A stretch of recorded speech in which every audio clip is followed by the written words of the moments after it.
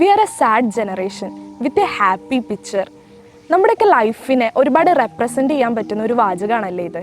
Social media ഇന്ന് നമ്മുടെ personal ലൈഫിലും പ്രിഫറൻസിലും ഒക്കെ ഒരുപാട് മാറ്റം വരുത്തിയിട്ടുണ്ട്.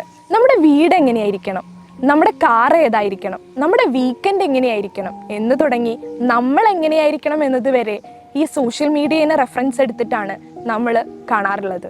ഇതൊക്കെ പോസിറ്റീവ് വേയിൽ ഇൻഫ്ലുവൻസ് ചെയ്യുന്നതിനേക്കാൾ കൂടുതൽ നെഗറ്റീവ് വേയിലാണ് ഇൻഫ്ലുവൻസ് ചെയ്യുന്നത്.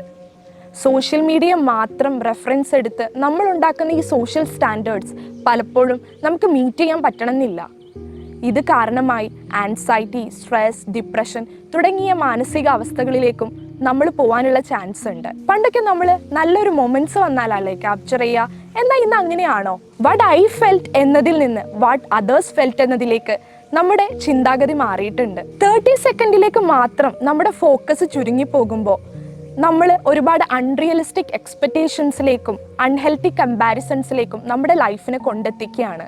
ഡാൻസ് ചെയ്യാൻ ഇഷ്ടപ്പെടാത്ത പാർട്ട്ണറെ കൊണ്ട് ഡാൻസ് ചെയ്യിപ്പിക്കുക, പ്രൈവസി ഇഷ്ടപ്പെടുന്ന പാർട്ട്ണറെ അതിനുള്ള റൈറ്റ് പോലും കൊടുക്കാതിരിക്കുക, ഇങ്ങനെ തുടങ്ങി ദാമ്പത്തിക പ്രശ്നങ്ങളിൽ വരെ ഇന്ന് സോഷ്യൽ മീഡിയ ഒരു കാരണമായിട്ടുണ്ട്. സന്തോഷമായിട്ട് ഇരിക്കാൻ എളുപ്പമാണ്, എന്നാൽ നമ്മൾ സന്തോഷമുള്ളവരാണെന്ന് മറ്റുള്ളവരെ കാണിക്കാനാണ് ഡിഫിക്കൽറ്റി.